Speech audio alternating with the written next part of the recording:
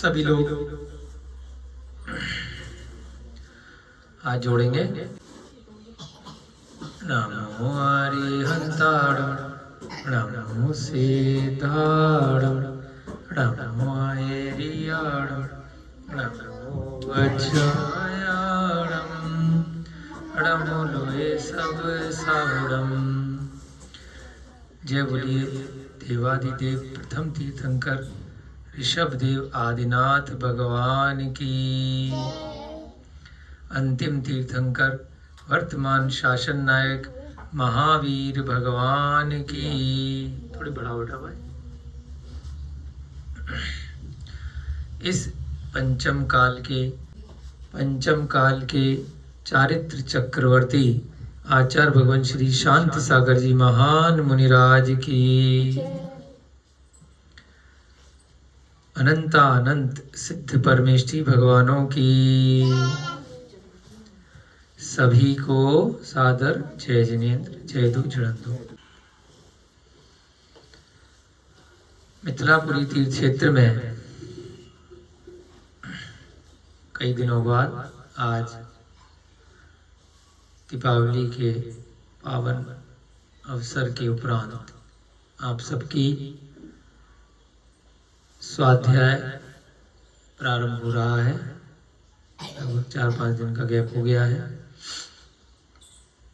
बाकी लोग यहाँ पे करा रहे होंगे अध्यापक। हमारी कक्षा में थोड़ा गैप हो गया था, सूतक लग गए थे और उसके बाद तीर्थ क्षेत्रों की यात्रा पर जाने का अवसर प्राप्त हुआ।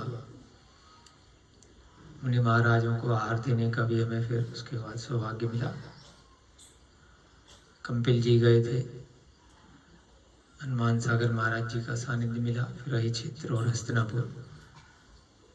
कल वहाँ से वापसी करके आज पुनः आप सबके समक्ष स्वाध्याय की वेला में उपस्थित है। सभी का हार्दिक अभिनंदन, स्वागत। सभी बच्चों का, बड़ों का, सभी को बोल दिया था। अरे सबको बोला है। आज नेमिनाथ भगवान का गर्भ कल्याणक भी है। सभी को उसकी बहुत बहुत शुभकामनाएं, अनुमोदना। हम सभी लोग यहाँ पर सम्यक्त कौमुदी नामक ग्रंथ का विधिवत स्वाध्याय कर रहे हैं। वो आया था बेटा कपिल, वो आया नहीं क्लास में? पता नहीं, मैंने दिखा नहीं है ना, पूरे में दिखाया ऑफिस में, ऊपर भी दिख रहा है। तुम्हारे साथ बैठा था, क्या हुआ? मेरे पास नहीं बैठे थे वो जो आए थे यहाँ शंकर भैया के पास थे। हम सभी लोग यहाँ सम्यक दर्शन को बढ़ाने के लिए सम्यक्त कौमुदी ग्रंथ का स्वाध्याय कर रहे हैं। मोक्ष मार्ग पर बढ़ने के लिए सम्यक दर्शन सबसे महत्वपूर्ण है। प्रथम सोपान माने एक तरह से सीढ़ी, इसको कहा गया है।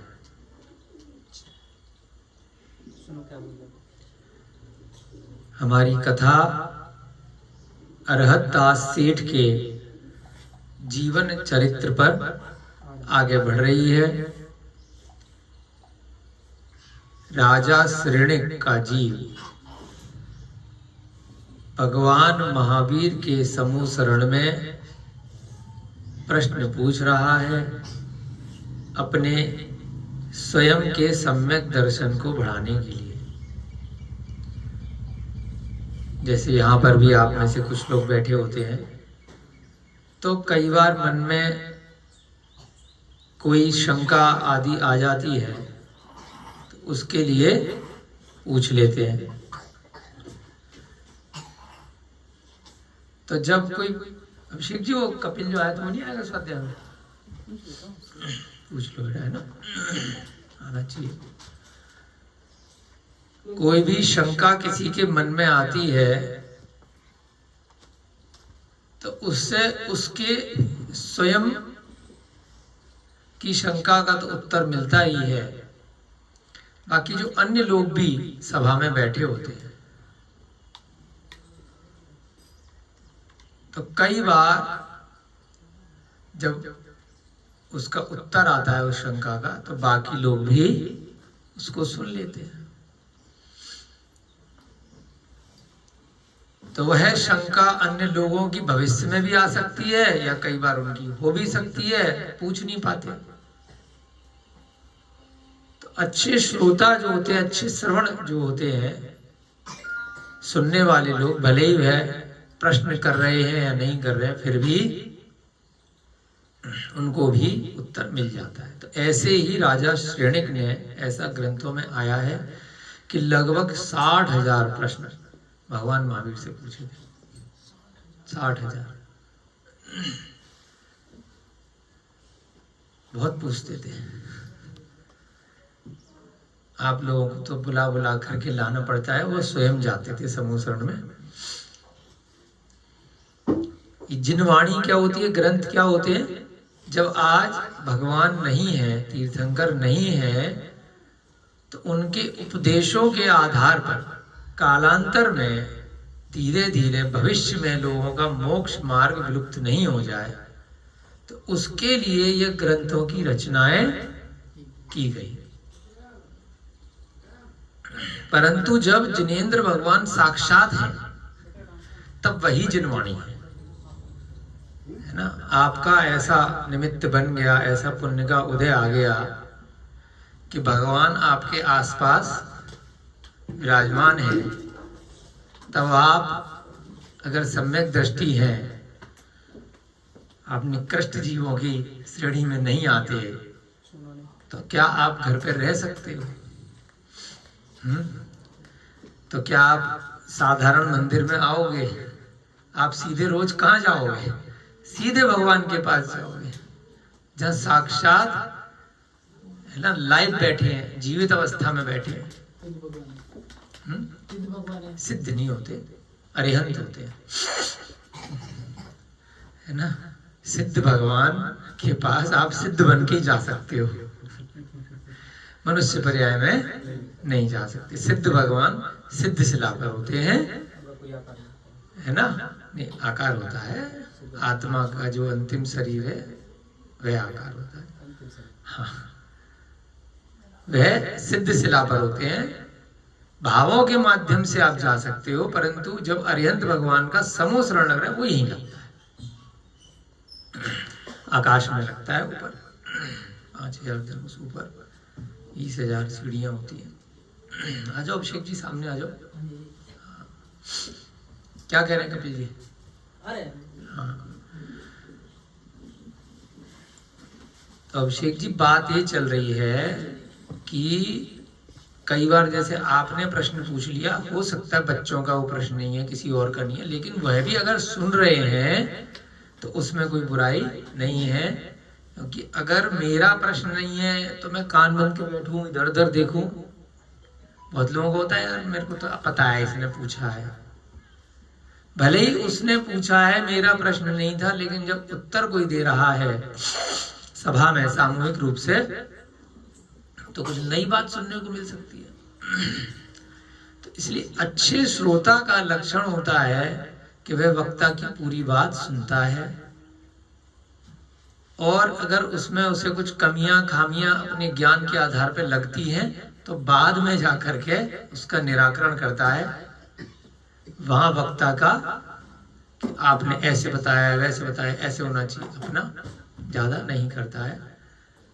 अच्छा श्रोता जो होता है, और आप सब भी बहुत अच्छे श्रोता हैं, और यहाँ पर इस जिनवाणी के माध्यम से भी हम अच्छे श्रोता हैं, क्योंकि यहाँ पर राजा श्रेणिक ने प्रश्न पूछा है भगवान महावीर के समूह शरण में कि मुझे सम्यक दर्शन की प्राप्ति हो, ऐसे किसी जीव की या कई जीवों की कथाएं मुझे बताओ।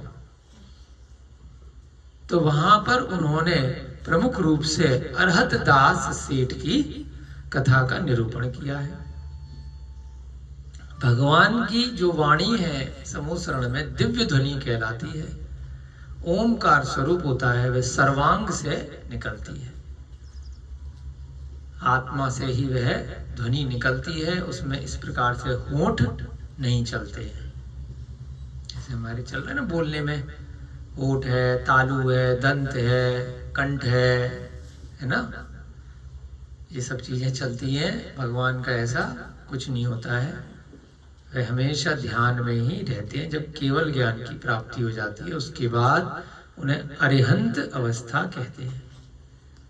अब वह अरिहंत बन गए, तीर्थंकर नाम कर्म का उनका उदय आ गया, वह तीर्थंकर बन गए और उनका समोसरण लग जाता है। खुद नहीं लगाते समोसरण, कौन लगाता है? सौधर्म इंद्र की आज्ञा से कुबेर भगवान के समोसरण की रचना करते हैं। आकाश में होता है, बहुत सुंदर होता है, बहुत बड़ा, वो अपने आप में एक जिनेंद्र भगवान का मंदिर ही है। कई मंदिरों में समोसरण का स्वरूप बनाया जाता है, 12 उसकी सभाएं होती हैं, चतुर्निकाय के देव बैठते हैं 4 सभाओं में, 4 सभाओं में चतुर्निकाय की देवियां होती हैं, मुनि महाराज होते हैं, आर्यिका माताजी होती हैं, श्रावक श्राविका मनुष्य इत्यादि होते हैं, और फिर त्रियंच होते हैं, पशु इत्यादि। नारकी जीव समूसरण में नहीं जाते, जो नरक के हैं, और जो बेचारे 1 इंद्रिय 2 इंद्रिय 3 इंद्रिय 4 इंद्रिय मच्छर मक्खी वगैरह, उनके ना मन है, क्या सुनेंगे, वह भी वैसे भले ही घूमे, वहां पर भी वृक्ष इत्यादि रहते हैं, भ्रमर इत्यादि उसमें सब होते हैं, पेड़ पौधे हैं, पुष्प लगे रहते हैं, तो 1 इंद्रिय जीव वगैरह सब होते हैं, लेकिन वह समूसरण में प्रवचन वगैरह नहीं सुन सकते, मच्छर मक्खी वगैरह है ना। मेढक सुन सकता है, 5 इंद्रिय, छिपकली है, सांप है ना, बाकी जो बड़े जानवर हैं, पक्षी है, वह सब जा सकते हैं। तो यहाँ पर जो राजा श्रेणिक ने प्रश्न पूछा है, भले ही हम लोग इस जिनेंद्र भगवान की वाणी के माध्यम से इसको पढ़ रहे हैं, पहले भी कई बार आपको बताया, जब सुने तो इतने ध्यान मग्न होकर कि मैं वहां समोसरण में बैठा हूं, ये भावना अपने को भानी है।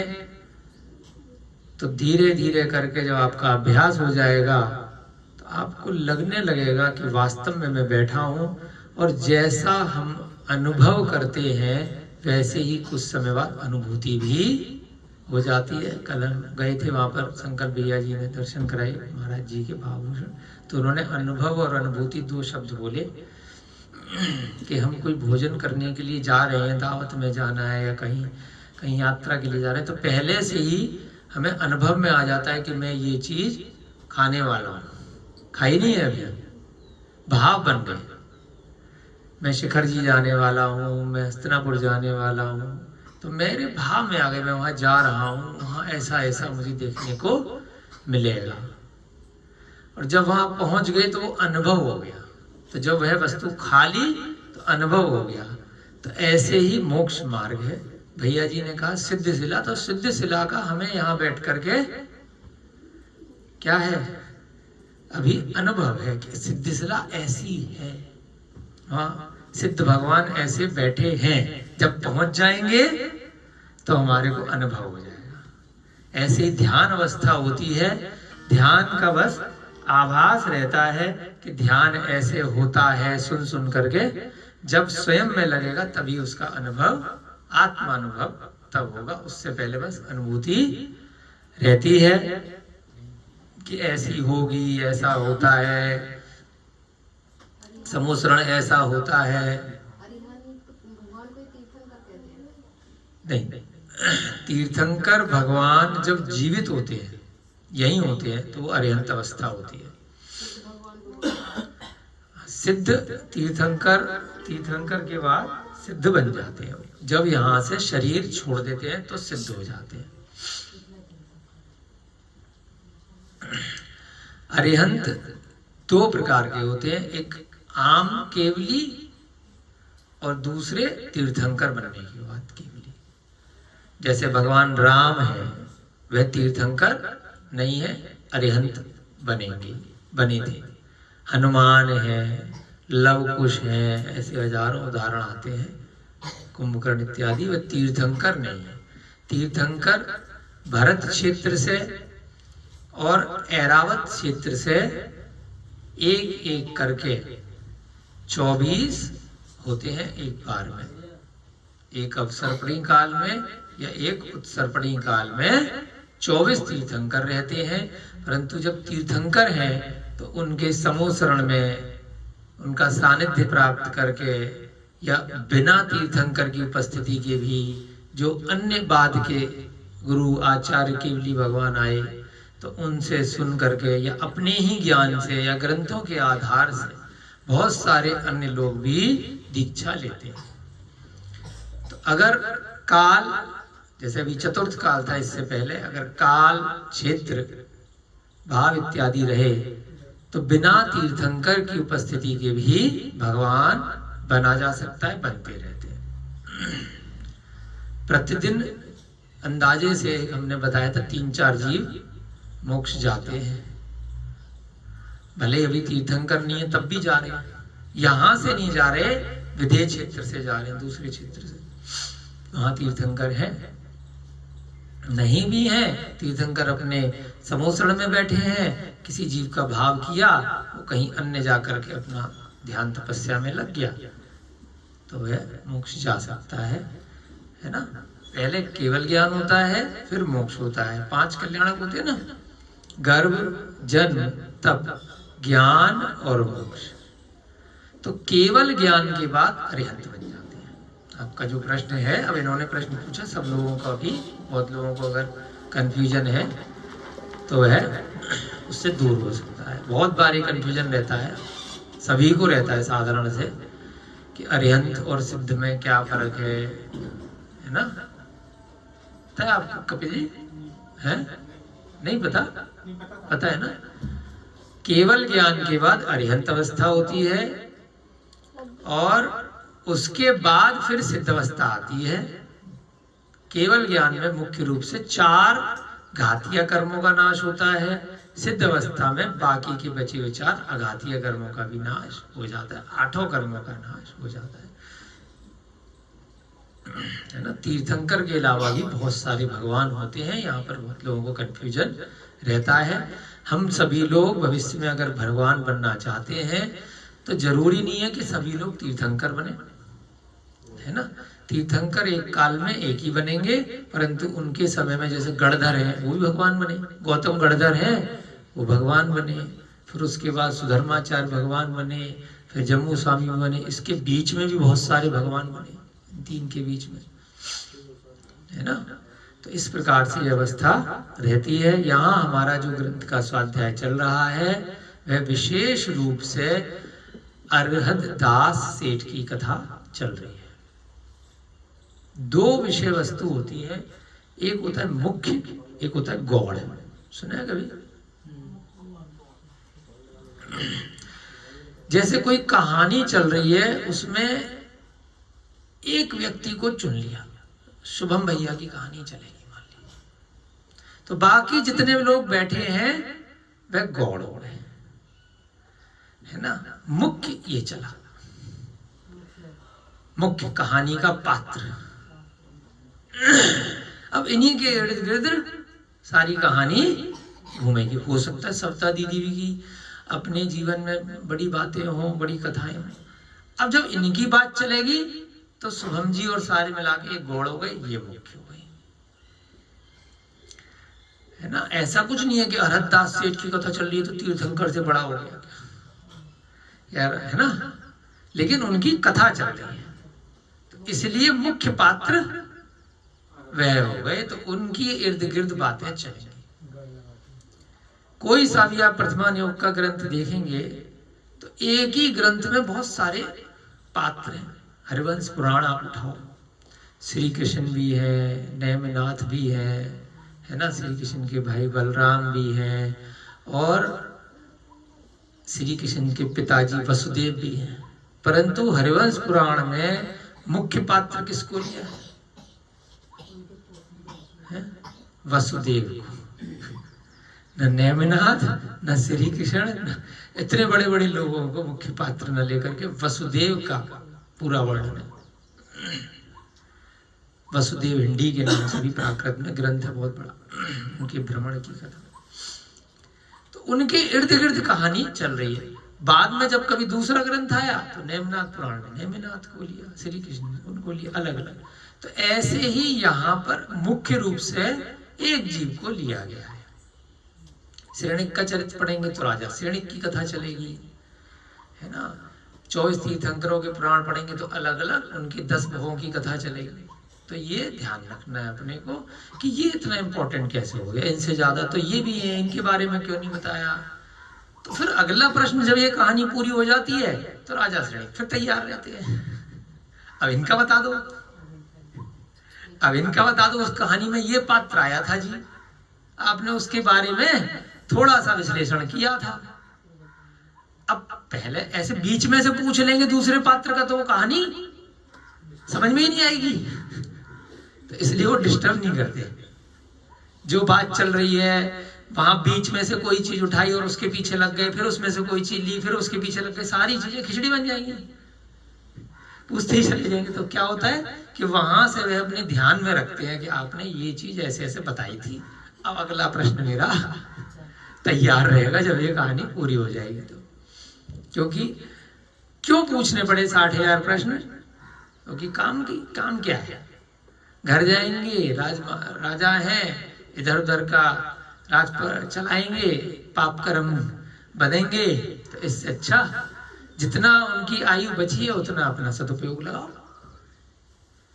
वहीं बैठे रहो, अपने आप बताते रहेंगे। अपनी दिव्य ध्वनि में बहुत अच्छा है, बीच में एक शून्य काल चलता है। दिव्य ध्वनि में सिद्धांत की बातें होती हैं, फिर बीच में शून्य काल कहलाता है। जैसे यहाँ पार्लियामेंट वगैरह में भी होता है ना, तो उसमें प्रश्न पूछे जाते हैं, जिसकी शंका हो भाई पूछ लो। और इतना उस समय लोगों का बुद्धि का स्तर इतना ज्यादा तेज होता है कि बहुत जल्दी चीजें समझ में आती हैं। दूसरा, इतनी भाषा में वो रूपांतरित हो जाता है दिव्य ध्वनि जब गणधरों के माध्यम से निकलती है, कि जो जीव हैं, जिस प्रांत के हैं, जिस देश के हैं, जिस गति के हैं, उनको उस भाषा में वे दिव्य ध्वनि ट्रांसलेट होकर के समझ में आ जाती है ऑटोमेटिक। गधे को गधे की भाषा में आ जाएगी, कुत्ते को कुत्ते की भाषा में आ जाएगी, मनुष्य को मनुष्य की भाषा में। मनुष्यों में भी अलग अलग प्रांत के, अलग अलग स्थानों के, सबको अपनी अपनी भाषा में वे दिव्य ध्वनि समझ में आ जाती है। साथ साथ क्योंकि जब समूसरण में जाके बैठते हैं तो भामंडल के दर्शन करके आते हैं, तो अगला पिछला और उस भव को वे पहले ही जान लेते हैं कि कहाँ से निकला हूँ, कहाँ जाना है, और अब मुझे अपना कल्याण करने के लिए, अपने समय को सदुपयोग करने के लिए यही लगाना है।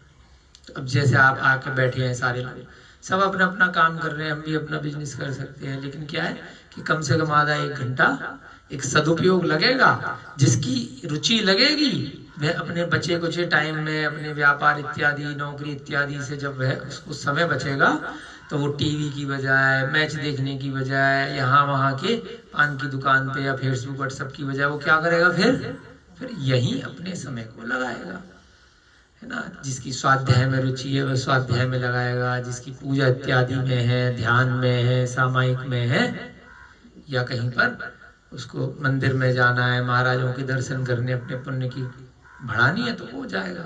जिसकी रुचि बन गई, जिसकी नहीं बनी तो संसार मार्ग उसका खुला हुआ है। वो चाहे शराब पिए, चाहे रेस्टोरेंट में जाए, चाहे नाच गाने देखे, चाहे पिक्चर देखे, बहुत सारी चीजें। तो इसलिए ये आधा 1 घंटा हम भी चाहते हैं कि जब स्वाध्याय चले, चाहे हम कराएं, कोई भी कराए, तो आप रुचि पूर्वक अपने मन से बैठें, जिससे कि आगे के लिए एक आप सभी को प्रेरणा की प्राप्ति हो। फिर अपने अपने सभी जितने भी जीव हैं, जितनी भी भव्य आत्माएं हैं, अपना समय का सदुपयोग लगा के भविष्य के लिए जो उनको निर्णय लेना है स्वयं के लिए वह ले सकते हैं। खाली समय सबके पास होता है, बहुत होता है ना। जीव को पार्जन के लिए सबकी कुछ मजबूरी होती है, कुछ ना कुछ कार्य करना पड़ता है, अपना शरीर, अपना मकान दुकान चलाने के लिए, परिवार के पालन पोषण के लिए। उसके अलावा बहुत समय सबके पास बचा होता है, कहने के लिए होता है बहुत व्यस्त हूँ, बहुत व्यस्त हूँ, है ना।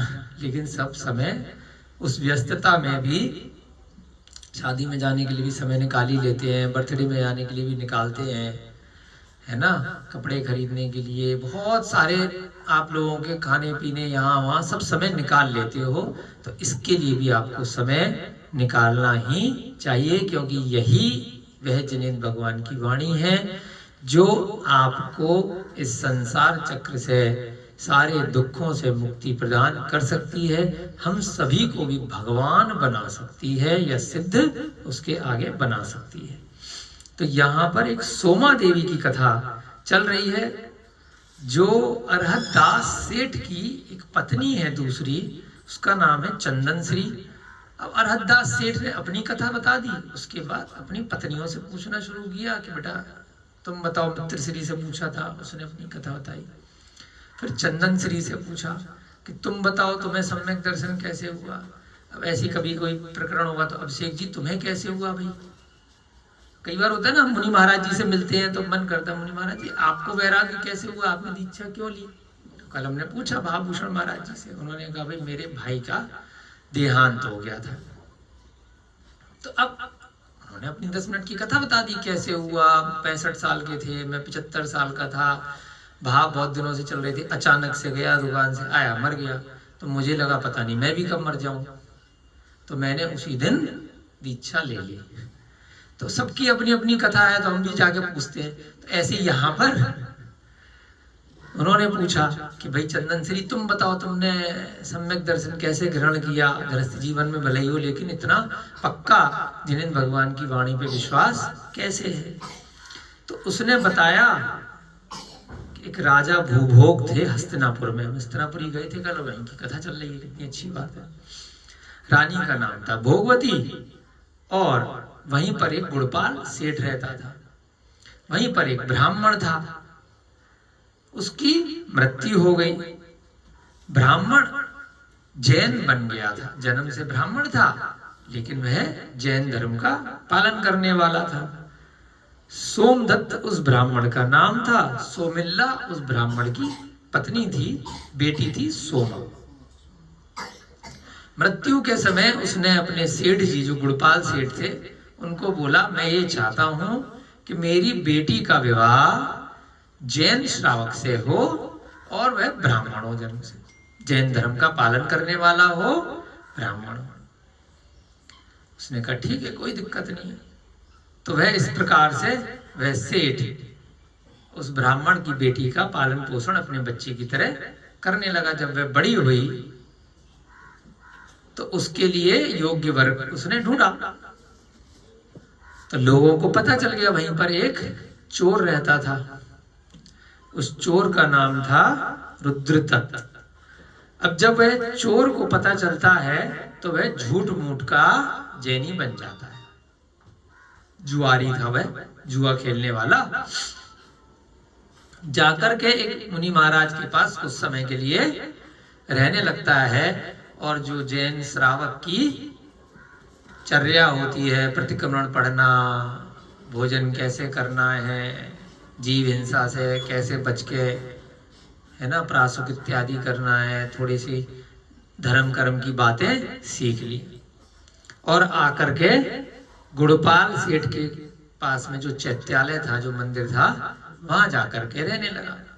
जब सेठ जी को पता चला कोई ब्रह्मचारी भैया आए हैं तो दर्शन करने के लिए गए, और उन्होंने अपने ज्ञान से बहुत बड़ी बड़ी बातें, ब्रह्मचारी भैया ने, वह ढोंगी थे, मायाचारी थे, क्योंकि उनका टारगेट क्या था कि सोमा से शादी करनी है, जबकि थे क्या, चोर डकैत जुआरी सारे अवगुण उनके अंदर थे।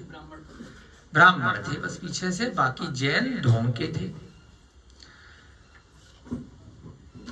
परंतु सेठ को उसने इम्प्रेस कर लिया बातों से। अब सेठ जी ने उसको अपनी सोमा के लिए ऑफर कर दिया कि भाई मेरे यहाँ ऐसे ऐसे बेटी है तो उससे तुम शादी करोगे। उसने पहले तुम ना ना ना ना किया, क्योंकि तुरंत तैयार हो जाता तो फंस सकता था, तो इसलिए फिर सेठ ने कहा नहीं नहीं आपके जैसा योग्य वर नहीं मिलेगा। तो दोनों की शादी हो गई। बेचारी सोमा इतनी अच्छी लड़की थी, जैन धर्म को पालने वाली, सेठ जी भी बड़े अच्छे जैन थे, परंतु अब अपने पाप कर्म के किसी उदय से वह बेटी का विवाह एक ढोंगी व्यक्ति के साथ हो गया, जो कहने के लिए जैन श्रावक था परंतु था वास्तव में जुआरी और चोर। अच्छा आदमी नहीं था, मायाचारी भी था।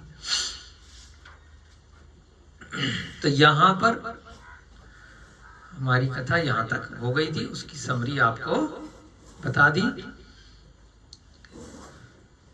अब जैसे ही विवाह हुआ उसके तुरंत बाद उसने क्या किया, रुद्रदत्त ने अपने पुराने काम धंधे में आ गया।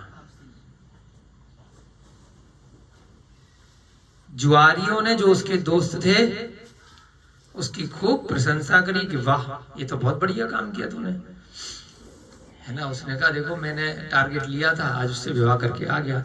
तदनंतर वह अपनी पहले वाली स्त्री कामलता वैश्या, बताओ उसकी पहले से भी पत्नी थी। आजकल चल रहा है ना वो लव जिहाद चलता है, बहुत सारी चीजें पहले से भी पत्नियां होती है और वो डोंग करके कर लेते हैं, ऐसा चलता रहता है। तो पहले भी चलता होगा, नाम बदल जाते हैं, सिस्टम वही है। तदनंतर वह अपनी पहले वाली स्त्री कामलता वैश्या, अब चोर और जुआरियों को तो वैश्या मिलेंगी, जो कि वसुमित्रा वैश्या की पुत्री थी, के घर फिर से जाकर के रहने लगा। अब खाली टारगेट पूरा करना था, रुपया पैसा सेठ जी का मिल गया बढ़िया से, और उसके बाद कहां जाकर रहने लगा, वैश्या के पास।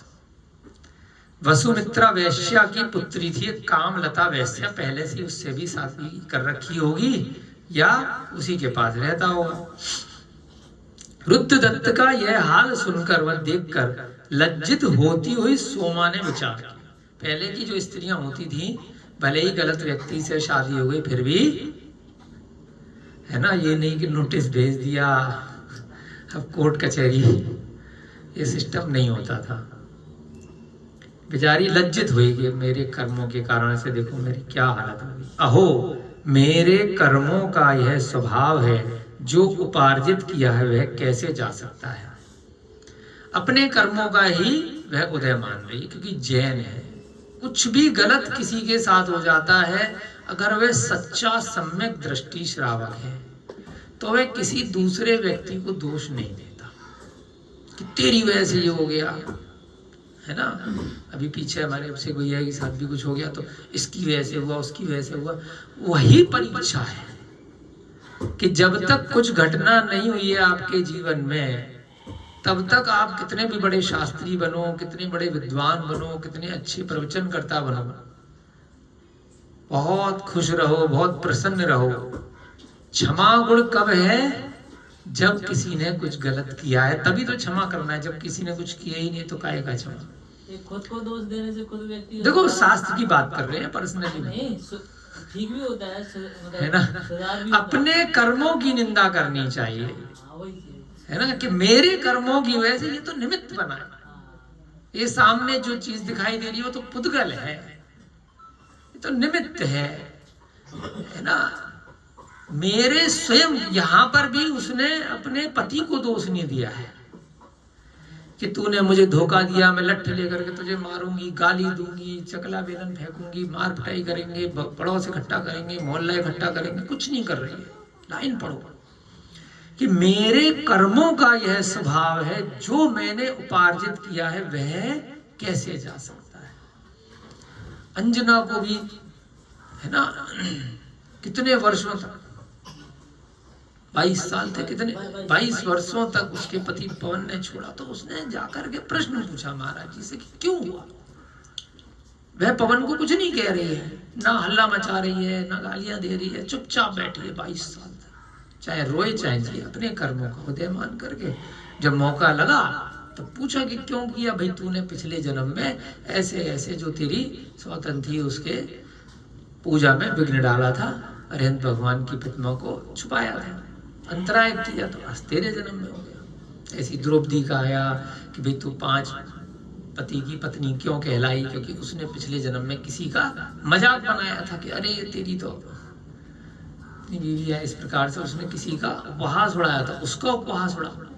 तो हमारे जीवन में भी अगर कुछ भी धन की हानि हो रही है, मान की हानि हो रही है, कोई भी इष्ट का वियोग हो रहा है, किसी का जन्म मरण हमारे इच्छा के अनुरूप नहीं हो रहा है, अकाल मरण हो गया, घर परिवार में दुख मिल रहा है, तो उस दुख को अपने ही किसी पूर्व उपार्जित कर्म का उदय मानना चाहिए और दूसरे व्यक्ति को क्षमा दान देना चाहिए। कोई बात नहीं, वहां से हट जाओ, दूर वो बार बार कर रहा है तो उसके आसपास, परंतु उसको क्षमा करो। तो कोई भी यहाँ पर बड़ा अच्छा उदाहरण दिया है, मेरे कर्मों का यह स्वभाव है। यह सब समाचार सुनकर सेठ ने सोमा के आगे कहा। अब सेठ जी को जब पता चला कि मैंने इसकी शादी कराई, इसने तो इंटरव्यू लिया नहीं था बेचारी ने। अब आजकल क्या होता है, लड़कियों को भी कह देते हैं भाई बातचीत कर लो, समझ लो, पहले सिस्टम नहीं था। तो जो परिवार वालों ने योग्य वर देखा उससे विवाह हो जाता।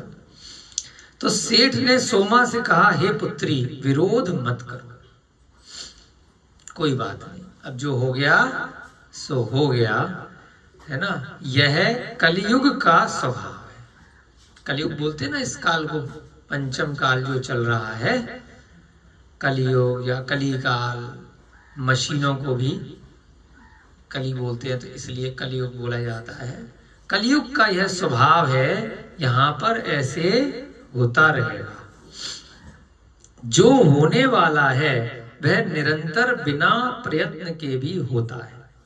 जो होना है वह होएगा ही होएगा, भले उसके लिए प्रयत्न कितना भी करो या ना करो। और जो नहीं होने वाला है वह बहुत भारी प्रयत्न से भी नहीं होगा। बहुत कोशिश करो, बहुत कोशिश करो, जो नहीं होने वाली है बार बार वो चीज नहीं हो, फेल हो जाए। इस प्रकार जब प्राणियों का संसार विधाता के वशीभूत होकर चल रहा है, तब विवेकी जन को क्या शोक करना है।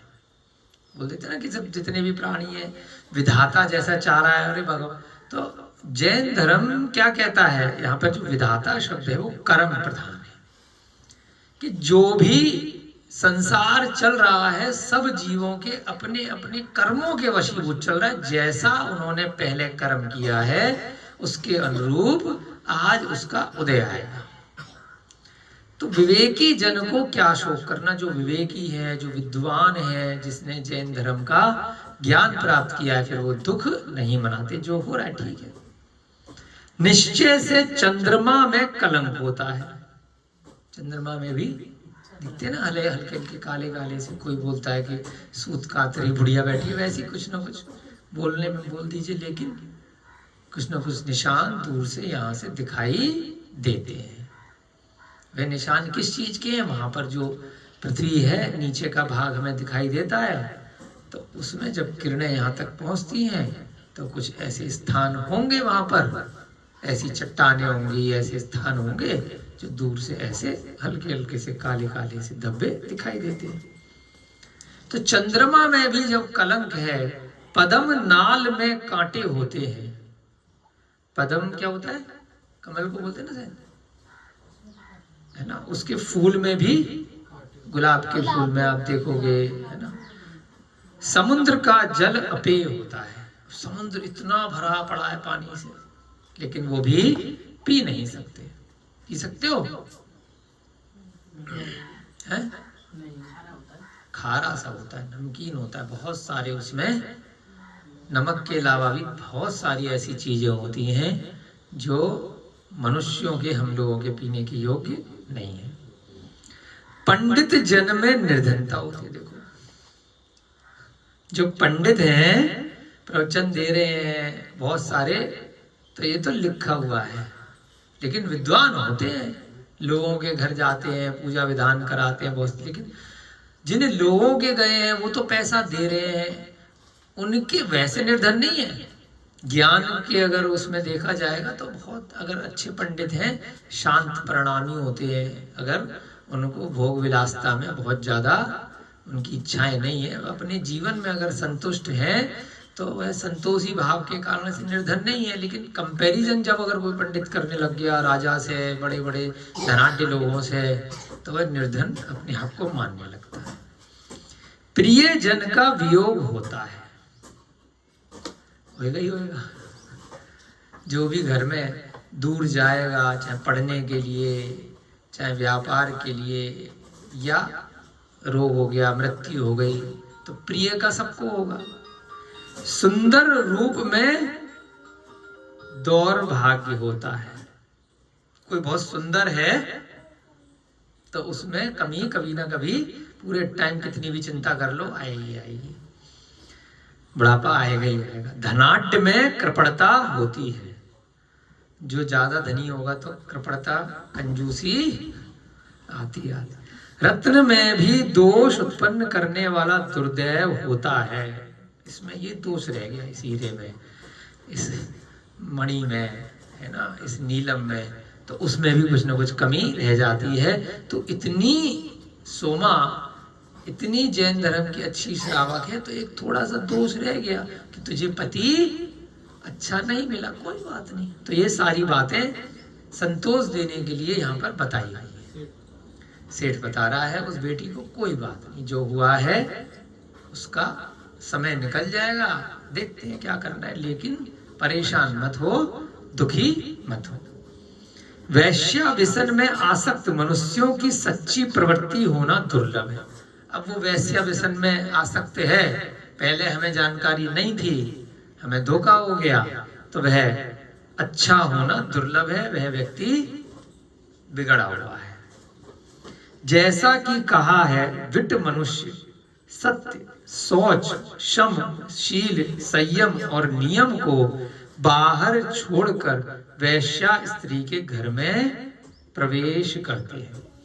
जो बुरे लोग होते हैं, बुरे मनुष्य हैं, वो क्या करते हैं, जो अपन 10 धर्म पढ़ते हैं ना, सत्य भूल जाते हैं, शुद्धता भूल जाते हैं, शौच, शम, शांति भूल जाते हैं, अपना शील का ध्यान नहीं रखते। शील होता है ब्रह्मचर्य, अपनी पत्नी के साथ ही रहना, संयम कुछ नहीं रखते, नियम भी कुछ नहीं होता, और बाहर वैश्या गमन करते हैं, वैश्या के घर में प्रवेश करते हैं। वैश्या कौन कहलाती है ना, जिनका चरित्र खराब होता है, जो रुपए पैसे के लिए या अन्य सुख सुविधाओं के लिए किसी के साथ भी घूमना फिरना, पिक्चर देखना, खाना पीना, फिर धीरे धीरे डिस्को डांस में जाना, और फिर और आगे बढ़ के गलत व्यवहार करती हैं। तो वैश्या स्त्री भी हो सकती हैं और वैश्या पुरुष भी हो सकते हैं। वर्तमान दृष्टि से जो बिना विवाह के ऐसे पुरुष अलग अलग जगह, कभी इसके साथ कभी उसके साथ घूमते फिरते रहते हैं, है ना।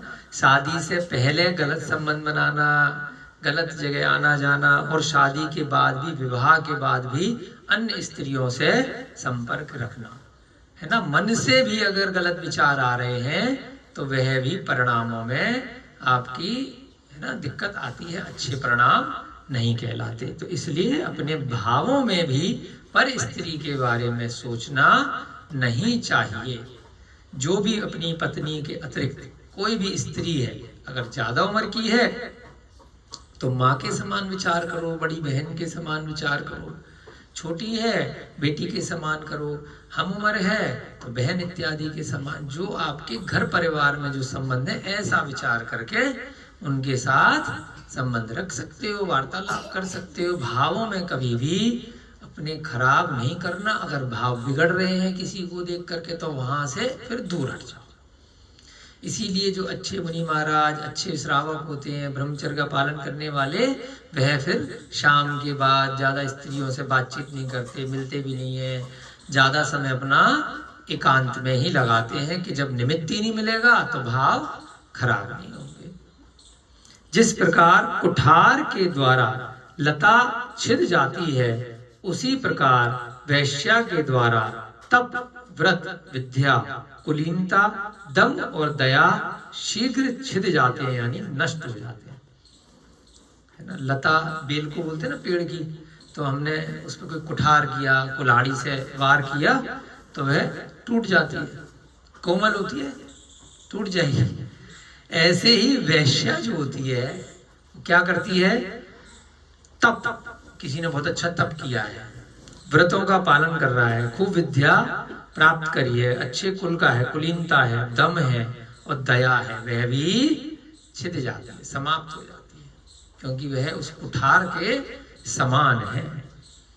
उसकी भाव भंगिमा ऐसी होती है वैश्या की, वह आगे पीछे ऐसे आपके घूमती है, वो आपको, आपके मन को विचलित कर देती है, और फिर आपका बड़ा बड़ा तप भी क्या होता है, छेदन हो जाता है, वह समाप्त हो जाता है। व्रतों में भी आपके दोष लग जाता है।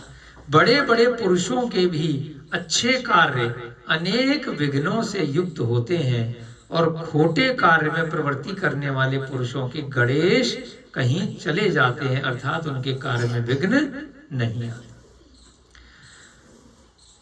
बड़े बड़े पुरुषों के भी अच्छे कार्य अनेक विघ्नों से युक्त होते हैं, मतलब बहुत बड़ा विद्वान है, बहुत बड़ा तपस्वी है, और वह आता है ना कि मैं कौन सी वो विश्वामित्र के सामने, वो कौन सी थी वो, मेनका, हाँ मेनका, उदाहरण आते हैं ना ऐसे। तो बड़े बड़े तपस्वी भी, महिलाएं जो ऐसे कृत्य करती हैं उनके सामने उनकी तपस्या हिल जाती है, विघ्न आ जाते हैं। और खोटे कार्य में प्रवृत्ति करने वाले पुरुषों के गणेश कहीं चले जाते हैं, है ना। तो जो खोटे कार्य करने वाले लोग हैं उनके में भी विघ्न आ जाते हैं। अब सोमा ने कहा, ये सब बात कौन बता रहा है, उसके पिताजी बता रहे हैं, हम लोग सुन रहे हैं। ये सारी कथा राजा श्रेणिक को बताई जा रही है, वह भी सुन रहे हैं, उनके माध्यम से, पूर्वाचार्यों के माध्यम से हम भी सुन रहे हैं। तो हम क्यों सुन रहे हैं कि कभी हमारे सामने ऐसी परिस्थिति उत्पन्न हो तो हम इन ग्रंथों के आश्रय से विवेक लगा करके उसका समाधान निकालें। यहाँ वहाँ भटकने की जरूरत नहीं है, तुम बताओ क्या करें, तुम बताओ क्या करें। तो इन ग्रंथों के आधार से हमारे जीवन में कोई भी सकारात्मक या नकारात्मक घटना अगर घटित होती है तो हमें यही लगाना है कि उसने उस समय क्या किया था, तो मैं भी वैसा ही करूं। तो आप देखिएगा अंकल जी, पता ही नहीं चलेगा कब वह दुख चला जाएगा, दुख भी कहेगा मैं गलत घर में आ गया। कभी भी आप इन ग्रंथों से सीखो।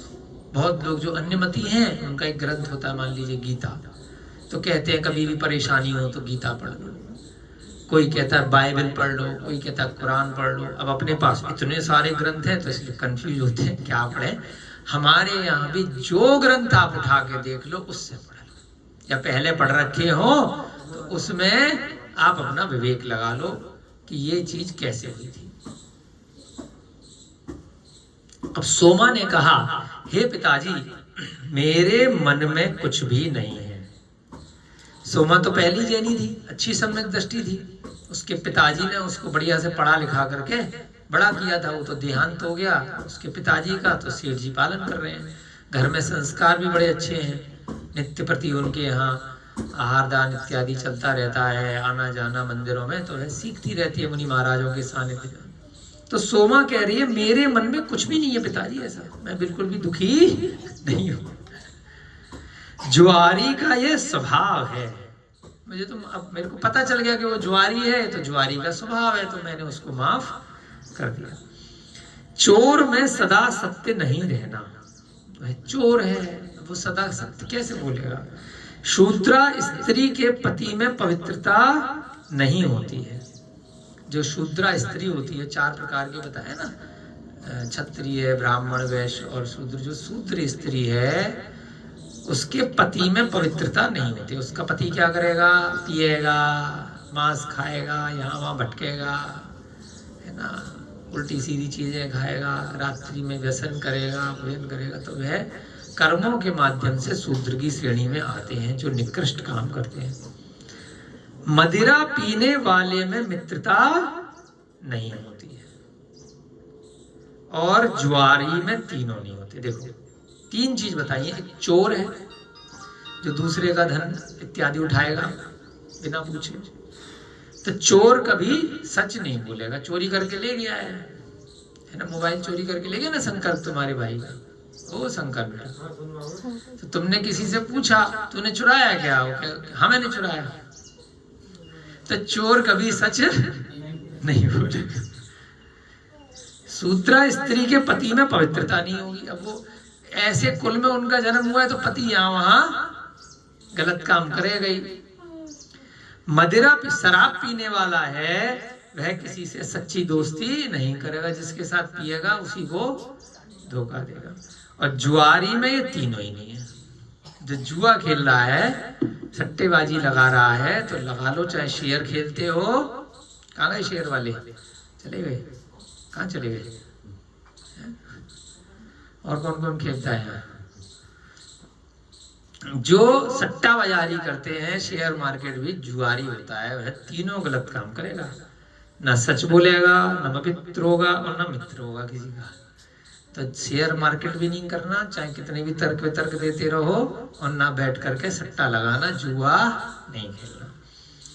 ये कौन कह रही है? सोमा कह रही है। दूसरी बात यह है कि पिताजी, मैं कलयुग के स्वभाव को जानती हूँ। हे पिताजी, मैं जानती हूँ कि कलयुग में कैसा होता है। जैसा कि कहा गया है, असत्य बोलने में चतुराई, चोरी में बुद्धि, सत्पुरुषों का भी अपमान करना, अविनय में बुद्धि रखना, धर्म के विरुद्ध चलना, गुरुओं से छल करना। इसकी बहस का बेटा आवाज कैसे? देखना राम कुमार जी, ये आवाज कैसे कर रहा है बच्चा। सोमा क्या कह रही है? असत्य बोलने में चतुराई। झूठ सामने वाले को सच कब लगेगा? जब बड़ी चतुरता से, चालाकी से बोला जाएगा तो सामने वाले को लगेगा ये सच बोल रहा है। चोरी करने में बुद्धि, चोरी कोई आसानी से तो कर नहीं पाएगा, बुद्धि लगानी पड़ेगी ना। कब जाना है, पूरी रेखी करी जाएगी, कब वह व्यक्ति नहीं मिलेगा। चोरी में भी बहुत बुद्धि चाहिए। सत्पुरुषों का भी अपमान करना, सत्पुरुषों का अपमान करना पड़ेगा। अविनय में बुद्धि रखना, धर्म के विरुद्ध चलना, धर्म के अगेंस्ट चलना है। गुरुओं से छल करना, सामने सुंदर और मीठी बात करना, सामने तो बहुत मीठी मीठी और पीछे विघात करना, यानी कि पीछे बोलते ना पीठ में छुरी। तो ये डायलॉग का क्या मतलब है कि सामने बहुत मीठा बनना, मित्रता करना, और मौका मिलते ही, हाँ, मतलब कोई सच में हत्या नहीं कर रहे हैं लेकिन पीठ में छुरा भोंकने का क्या तात्पर्य है? उसके धोखा देना, चोरी करना, है ना, छल कपट करना। ये सब कलयुग रूपी महाराज की विभूतियां हैं। कलयुग में ऐसे अधिकांश जीव मिलेंगे। इस समय कली काल चल रहा है। तो यह घटना कब की है? कलयुग की है, परंतु राजा श्रेणिक को बताई जा रही है भगवान महावीर के द्वारा। तो यह पिछले किसी कालों में कलयुग की घटना है ना। इस समय कली काल चल रहा है। कलियुग में सत्य मनुष्य दुर्लभ होते हैं। अनेक चोरों के समूह पृथ्वी को लूट रहे हैं। आर्य मनुष्य नष्ट हो रहे हैं। प्रदेश करों के भार से नष्ट हो गए। इतने ज्यादा टैक्स लगाए जा रहे हैं कलयुग में कि बेचारा मेहनत कर करके मनुष्य दूसरे धर्म ध्यान के काम ही नहीं करेगा, बस टैक्स देने के लिए ही कमा रहा है। जिस टैक्स नहीं है तो वैसे लूट लेते हैं अधिकारी आके। कलयुग का प्रभाव है। सत्य मनुष्य दुर्लभ है, सच बोलने वाले दुर्लभ है, क्योंकि सच बोलेंगे तो दंड मिलेगा, इतने परेशान हो जाएंगे। अनेक चोरों के समूह पृथ्वी को लूट रहे हैं। इक्का दुक्का चोर नहीं है, चोरों के समूह है। हर आदमी चोर है किसी ना किसी तरीके से। आर्य मनुष्य नष्ट हो रहे हैं। आर्य माने जो अच्छे मनुष्य हैं। हम आर्य खंड में रहते हैं लेकिन अब आर्य की श्रेणी में कहे नहीं जाते, क्योंकि सब गलत काम सबको करने पड़ रहे हैं। प्रदेश करों के भार से नष्ट हो गए हैं। राजा विषय लंपट हो गए हैं। जो राजा बने बैठे हैं वो विषय वासनाओं में लंपट है, व्यसनी है खुदी, तो वह क्या प्रजा चलाएंगे। और तृष्णा से युक्त हो गए। राजाओं की भी इतनी इच्छा है, अभी राज्य में मिलाऊं, वह मिलाऊं, इसको लूटूं, उसको लूटूं। पिता पुत्र का भी विश्वास नहीं करता है, अपने ही पुत्र का विश्वास नहीं कर रहा है पिता। सचमुच ही जगत अत्यंत कष्टमय हो रहा है, बहुत दिक्कतें आ रही है ना। और भी कहा है, ये सब बात सीखनी चाहिए हमें, इससे हमें बड़ी प्रेरणा मिलती है कि भाई कलयुग का प्रभाव है। दोबारा से पढ़ेंगे इस कलयुग में क्या है। सत्य मनुष्य दुर्लभ है, लेकिन उन दुर्लभ की श्रेणी में अगर हम आ गए तो अपना मोक्ष मार्ग प्रशस्त कर लेंगे, बढ़ा लेंगे। अरे सारे लोग झूठ बोल रहे हैं, अरे सारे लोग तो खा रहे हैं, हर आदमी हमें यही बोलता है कि सब तो खा रहे हैं रात में, सब तो खा रहे हैं अंडा प्याज लहसुन दुनिया भर की चीजें, हम कहाँ तक छोड़े हैं, सब तो झूठ बोल रहे हैं। तो भाई ठीक है, सब नरक जाएंगे, तुम भी चले जाना, सब त्रियंच गति में जाएंगे, तुम भी चले जाना। अगर तुम्हें नहीं जाना है तो तुम अपने लिए अलग स्थान बना लो। अच्छे मुनि महाराज भी तो इन सब में से निकले हैं, अच्छे श्रावक भी इन सब में से निकले हैं, है ना। इतने पूर्वाचार्य हैं, है ना, जिन्होंने ये ग्रंथ लिखे हैं। इस पंचम काल में कुछ कुछ जीव निकले हैं, तो हम अगर उस श्रेणी में अपने को मानते हैं तो भीड़ में मत शामिल हो। ऐसी भीड़ में शामिल हो जाओ जो सम्यक दर्शन वाली भीड़ है, जो उस भीड़ से अलग है ना। 700 मुनि महाराज, 500 मुनि महाराज, इतने 2000 मुनि महाराज भी पहले संग हुआ करते थे ना। भद्रबाहु के समय पर, चंद्रगुप्त के समय पर, समंतपत आचार्य, कुंद आचार्य, इतने बड़े बड़े आचार्य रहे। तो वह भीड़ के साथ चलते तो फिर उनका नाम अपन थोड़ी लेते। शांति सागर महाराज भी रहे, विद्यासागर महाराज जी भी अभी गए, है ना। अभी भी कई सारे महाराजों के संग चल रहे हैं ना। तो उस भीड़ में से निकलना पड़ेगा। भीड़ की तरह अगर चलोगे तो अपनी कोई छवि नहीं बना पाओगे। उस भीड़ में से अलग निकल करके, मैडम ने पूछा ना कि अरिहंत कौन, भीड़ में से जो अलग निकल जाए वो अरिहंत, मोक्ष मार्ग पर जाने के लिए। अनंत जीव है इस संसार में, उनमें से बस कुछ ही विरले जीव मोक्ष मार्ग पर अलग निकलते हैं। अपन लोगों का निमित्त बनाए, गिने चुने हैं। यहाँ पर भी जो सुन रहे हैं या जो ग्रंथ के आश्रय से पढ़ेंगे तो वह उन विरले जीवों में गिने जाएंगे। तो हमें इन सबके साथ नहीं चलना है कि कलयुग में सत्य मनुष्य दुर्लभ है तो हम भी असत्य बोलेंगे, सब बोल रहे हैं। चोरों के समूह पृथ्वी को लूट रहे हैं तो थोड़ा बहुत हमने भी लूट लिया, हम भी चोर बन गए भीड़ में, क्या गलती है। आर्य मनुष्य नष्ट हो रहे हैं, करों के भार से पूरे के पूरे प्रदेश नष्ट हो रहे हैं। राजा ही विषय लंपट और तृष्णा से युक्त हैं, पिता भी पुत्र का विश्वास नहीं कर रहे हैं। यह कुलीन तथा गुणवान है, ऐसा समझकर दुर्जनों का भी विश्वास नहीं करना चाहिए, क्योंकि मलयागिरी चंदन में भी उठी अग्नि जलाती ही है। दुर्जन जो बुरे लोग हैं उनका विश्वास नहीं करना चाहिए कि यह कुलीन तथा गुणवान है, ऐसा नहीं सोचना।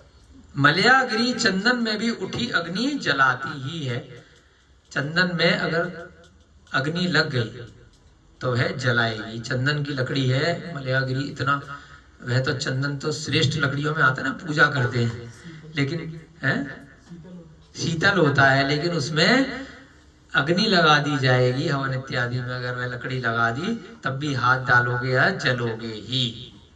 अगर कोई दुर्जन व्यक्ति है और कुछ समय के लिए कुलीन आपको लग रहा है, अच्छे कुल का लग रहा है और गुणवान लग रहा है, जैसा कि ये व्यक्ति जो रुद्रदत्त है, मलिन है, दुर्जन है, कुछ समय के लिए उसने ढोंग रचा, अरे इसने अपना दुर्गुण छोड़ दिया है तो यह गुणवान हो गया है। लेकिन कब यह धोखा दे जाए।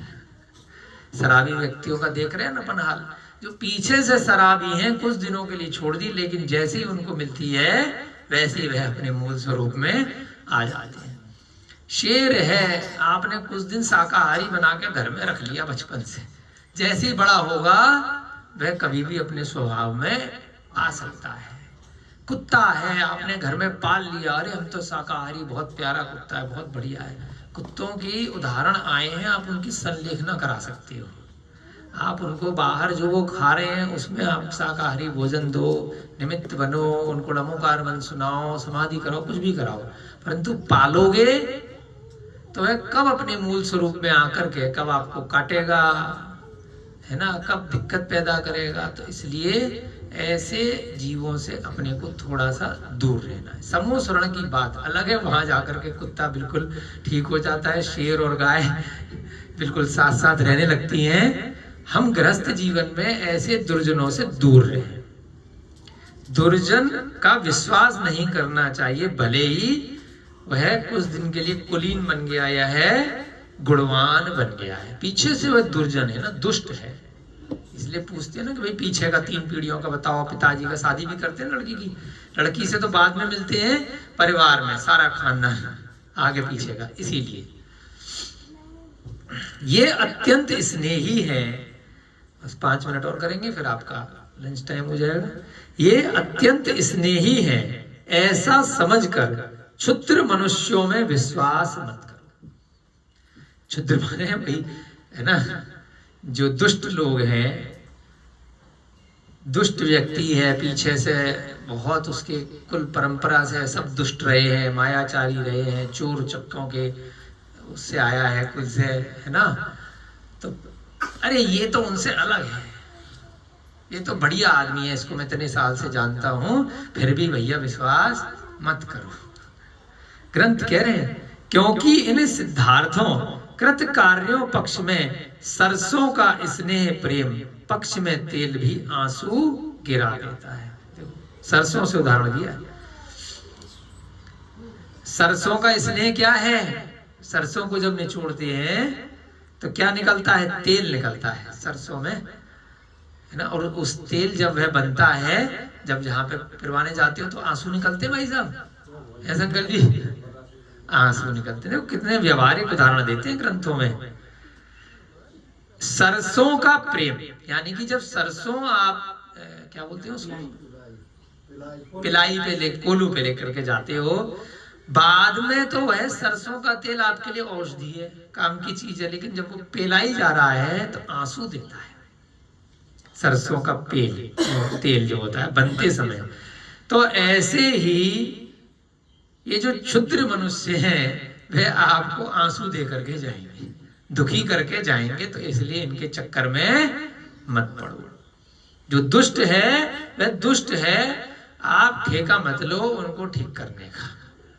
हमने भी बहुत कोशिश करी, हम भी अब 40-42 साल के हो गए, अब हम भी थक गए। जो स्वभाव से दुष्ट है वो दुष्ट ही रहेगा, उसको अपन बदल नहीं सकते। हमारी उम्र आधी से ज्यादा निकल गई और पता नहीं कब घंटी बच जाए, इनके चक्कर में अपन और कहीं शराबी मांसाहारी जुआरी न हो जाए। तो इसलिए इन सबको घेर करके ठीक करने का, है ना, कोई फायदा नहीं है।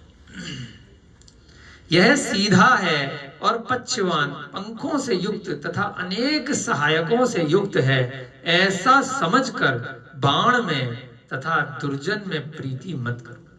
ये तो देखो ग्रंथ में आ गया, हमें अनुभव में आ गया है इतनी उम्र के बाद। बहुत कोशिश कर ली हमने भी, ये तो ग्रंथ पहले पढ़ लेते तो ये सारे काम हम भी नहीं करते। क्या लिखा है? ये तो सीधा है और पक्षवान है, पंखों से युक्त है तथा अनेक सहायकों से युक्त है, ऐसा समझकर बाण, जो बाण होता है ना, कैसा गोल होता है, धागा लगा रहता है ना, बाण से प्रीति मत करो। क्योंकि कब खुद होता है ना, बंदूक से खेल रहे हैं तो कब अपने आप पे चल जाए, धोखा हो सकता है। वह खेलने की चीज नहीं है। चाकू से खेलते हैं ना बच्चे, चाकू से खेलोगे कब हाथ कट जाए, ब्लेड से खेलोगे कब हाथ कट जाए, वह दुर्जन की श्रेणी में आ रहे हथियार हैं। तो ऐसे ही दुर्जनों को आसपास रखोगे, कब आपके ऊपर ही वह आक्रमण कर दे। अपनी सुरक्षा के लिए उनको रखा है, पता चला तुम्हें। दुर्जन में प्रीति मत करो, ऐसे बाण में प्रीति मत करो, ये सोचकर कि है बाण तो सीधा है, पंखों से युक्त है, अनेक सहायकों से युक्त है। बाण किसको दे रखे? अपने चमचों को दे के रखे हुए, अपने सेवकों को। बंदूक लेकर के चलते ना गार्ड, एक प्रधानमंत्री थी इंदिरा गांधी, उनकी गार्डों ने उनको कर दिया। बहुत बार होता है ऐसा। अपने ही जो रक्षक होते हैं वही भक्षक बन जाते हैं, अपने ऑफिस के ही कर्मचारी, अपने ही मैनेजर, अपने ही गेट कीपर, अपने ही आपके रक्षक कब आप पे वार कर दें तो उनसे प्रीति नहीं करो, क्योंकि प्रायः सरलता रूप गुण से युक्त बाण, जब तक वो शांत है, बाण रखा हुआ है, सरल है, और मनुष्य फल अग्रभाग और कार्य सिद्धि के द्वारा हृदय को विदीर्ण कर देता है ना। बाण और मनुष्य एक श्रेणी में लिए यहाँ पर, सरलता रूप गुण से युक्त बाण और मनुष्य। साधारण रोड पे गार्ड खड़ा है बंदूक लेकर के, चुपचाप आपके पीछे खड़े रहते हैं ना, बड़े बड़े नेताओं के और उनके सब अधिकारियों के, राजा महाराजाओं के, तो सरल रहते हैं, शांत रहते हैं, काला चश्मा लगा करके, परंतु कार्य सिद्धि के द्वारा हृदय को विदीर्ण कर देता है। जब मौका लगेगा तो वह बाण आप ही को मार देगा, वह यहीं पे आपके ही बंदूक, आपके गार्ड रख देंगे। 5 मिनट और कर लेते हैं बस, ये पैराग्राफ पूरा। सेठ ने कहा, हे पुत्री, अज्ञान से जो मैंने किया है वह सब सहने करने योग्य है। अब सेठ जी अपना एक तरह से माफी मांगने के लिए वार्तालाप कर रहे हैं कि मेरे जांच पड़ताल नहीं करी, वे पीछे की इसकी, बेवकूफ में बन गया, अज्ञान से मुझसे हो गया, तेरे को गलत पति बांध दिया, अब वह सब सहने करने योग्य है, तो बेचारी इसको सहन कर, ऐसा कहकर तथा बहुत भारी धन देकर उसने कहा कि देख बेटा, ये पैसा रुपया रखो, है ना, क्योंकि अब तेरा पति तो कमाएगा नहीं, वह तो सब वैश्या के चक्कर में लगा रहता है, तो तू ये थोड़ा सा पैसा रख, और हे पुत्री, इस पैसे से दान पूजा आदि करो। ये नहीं कहा कि रोज रेस्टोरेंट में जाकर के खा, बहुत सारे नौकर चाकर रखो, है ना, और गलत काम करो, और दूसरा अब अपनी संतुष्टि करने के लिए दूसरे पर पुरुष ला करके यहाँ पर गलत काम करो। इस चीज के लिए पैसे नहीं दिए, किस चीज के लिए दिए हैं? अब इस पैसे से दान पूजा करो, जिससे उत्तम गति होती है। अब तेरे को जो भी पाप कर्म के उदय से मिला है, आगे की गति तेरी उत्तम हो, दान पूजा करो। दान से गौरव प्राप्त होता है, ना कि धन के संग्रह से। धन को इकट्ठा करके रखते रहोगे तो परिग्रह कहलाएगा, उसको आप दान करते रहोगे तो क्या होगा? उससे गौरव प्राप्त होगा। देखो, दान देने वाले मेघों की स्थिति ऊंची है।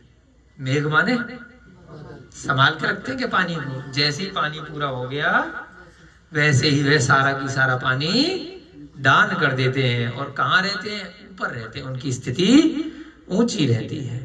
ऐसे ही देखना पड़ेगा बादल को, है ना।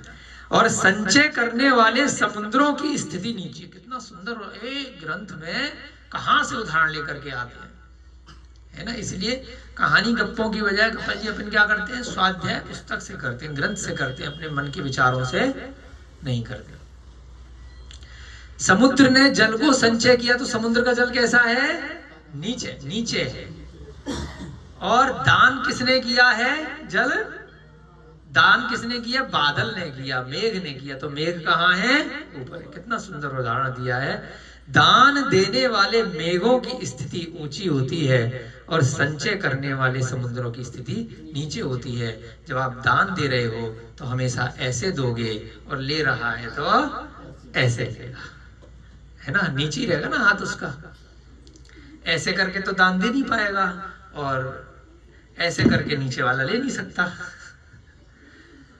अर्थात दान के प्रभाव से मेघ ऊपर आकाश में रहते हैं और संचय के प्रभाव से समुद्र नीचे पृथ्वी पर पड़े हुए हैं। यह दानी मनुष्य त्याग और भोग के प्रभाव से जीवित रहता हुआ भी स्वर्गीय जैसे सुख को भोगने वाला है। जो दानी मनुष्य है, त्याग और भोग के प्रभाव से इतना वह त्याग करता है और भोगों को भोगता नहीं है, तो जीवित रहता हुआ भी यहाँ मनुष्य लोक में भी स्वर्गीय सुख को अनुभूति करता है, क्योंकि उसको कोई चीज की कमी नहीं रहती, खुश रहता है। और मरकर के भी स्वर्ग के सुख भोगता है। मतलब मरने के बाद भी स्वर्ग जाएगा उस दान के फल से, और यहाँ पर भी खुश प्रसन्न चित्त रहेगा। परंतु हे पुत्री, कृपण मनुष्य भोग और दान से रहित होने के कारण नारकी होता है। कृपण माने जो कंजूस है, भोग रहा है, खूब भोग भी नहीं पा रहा बेचारा, बस भरे हुए है, और दान से रहित, ना तो भोगा उसने और ना दान किया, तो यहाँ पर भी नरक के समान जीवन व्यतीत कर रहा है, उस रुपए पैसे की टेंशन में, उस धन दौलत की, और बाद में भी वह नरक जाएगा। नरक से किसी कारण से बच गया तो कहाँ जाएगा? त्रियंच गति जाएगा, उसी खजाने में जाकर के सर्प इत्यादि की पर्याय में चला जाएगा, बिच्छू बन जाएगा, कीड़ा मकोड़ा बन जाएगा। सैकड़ों प्रयासों से प्राप्त तथा प्राणों से भी गुरुतर धन की एक ही गति होती है, दान देना अथवा नष्ट। कितनी भी कोशिश कर लो, चाहे संभाल के रखो चाहे दान दे दो, वो आगे बढ़ेगा। संभाल के रखोगे तो दीमक लग जाएगा नोटों की गड्डी में, दीमक वीमक नहीं लगेगा तो अचानक से 2016 में आई थी नोटबंदी, 8 दिसंबर को शायद, है ना, तो वह घर में लॉकर में रखे रखे ही, दीवारों में चुने चुने गड्ढों में रखे रखे ही वह रद्दी बन गया, कागज का टुकड़ा बन गया, 2-4 रुपए किलो बिकेगा, है ना। चाहे सोने की असरफी हो, चाहे रत्नों की हो, चाहे नोटों की गड्डी हो, वह जैसे जल है, बहता रहेगा तो आगे बढ़ता रहेगा, शुद्ध रहेगा, ऐसे ही जाता रहेगा तो वह शुद्ध बना रहेगा, आपको उसका पुण्य मिलता रहेगा। अन्यथा क्या होगा? वह बर्बाद हो जाएगा, नष्ट हो जाएगा। क्या लिखा है यहाँ पे? सैकड़ों प्रयासों से प्राप्त, प्राणों से भी प्राणों से भी आप उसकी ज्यादा रक्षा कर रहे हो। अपने प्राणों की चिंता नहीं है जितनी धन की चिंता है, फिर भी उसकी एक ही गति है, या तो दान दे दो या नष्ट हो जाएगा। रखे बिल्कुल ग्रंथ में लिखा हुआ है, भगवान की वाणी गलत नहीं होती। कंजूस मनुष्य यह जानता है कि चक्रवर्ती आदि सभी मनुष्य इस धन को छोड़कर चले गए, फिर भी वह धन के लिए यत्न करता है। कंजूस ने भी ये सारी कहानियां कहीं ना कहीं पढ़ी है कि चक्रवर्ती भी 6 खंड के राजा थे, उसके बाद भी उसकी कितनी बड़ी बड़ी सेनाएं थी और सब यहीं रह गया, कुछ नहीं साथ में गया, तो उसके साथ थोड़े से मकान दुकान ये रुपए पैसे कहाँ जाएंगे? फिर भी वह धन के संग्रह में यत्न करता रहता है। लक्ष्मी का फल दान है, शास्त्र पढ़ने वाले का फल शांति धारण करना है ना। शास्त्री बोलते ना, तो खुद शांति है नहीं, खुद गुस्सा आ रहा है, खुद कषाय कर रहे हो, तो वह शास्त्री नहीं है। शास्त्र पढ़ने वाले का फल क्या है? पहले स्वयं में शांति होनी चाहिए। लक्ष्मी अगर किसी के पास ज्यादा है तो दान देना चाहिए। हमारे भैया जी है ना, कोई भी कल्याणक होता है तो आज सबके लिए केले लेकर के आए हैं। लक्ष्मी है तो ऐसे भाव होने चाहिए, यथाशक्ति दान, जितना है उस हिसाब से दो। ये थोड़ी है कि भाई जितना नहीं है आप रत्नों का दान कर रहे हो, बहुत पैसे का दान कर रहे हो, जितना है ना। कितना अच्छा गुण हमें इनके साथ देख करके लगा। आज भी लाए आप सबके लिए केले, है ना, नेमनाथ भगवान का कल्याणक है। यथाशक्ति दो, जितना है, क्या दिक्कत है। लक्ष्मी का फल दान है, शास्त्र पढ़ने का फल शांति है, हाथ का फल देव पूजा है। इस हाथ की, उस दिन कान के बारे में बताया था ना आपको कि कान जो हम ये ग्रंथ सुन रहे हैं, यही इन कानों का सबसे बड़ा उपकार है, फल है। हाथ का फल क्या है? नई चीज बता दी नहीं, देव पूजा, धर्म का फल दूसरों की पीड़ा दूर करने में पुरुषार्थ करना, पूजा करना, इस हाथों का फल है। ये हाथ जो मिले, भगवान की पूजा, अभिषेक, दान, ये सब चीजें छठावश्यक में आ गई, है ना। और धर्म का फल क्या है? कि दूसरों की पीड़ा को रोकना, उसमें पुरुषार्थ करना। इस जीवन का फल कीड़ा प्राप्त करना है, और वाणी का फल सत्य बोलना है। इस जीव का कि सत्य बोलो।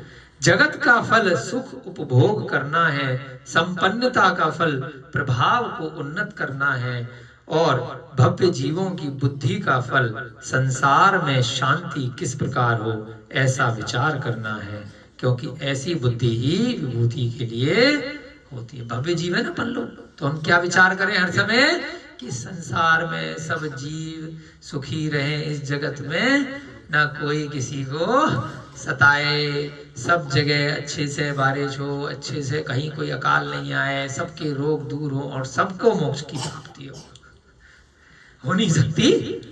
संसार में इतने जीव हैं, लेकिन भावना भाव कि सबको मोक्ष की प्राप्ति हो, सबको इस संसार से दुखों से हमेशा हमेशा के लिए मुक्ति की प्राप्ति हो। ऐसे भव्य जीवों की बुद्धि का फल है ना।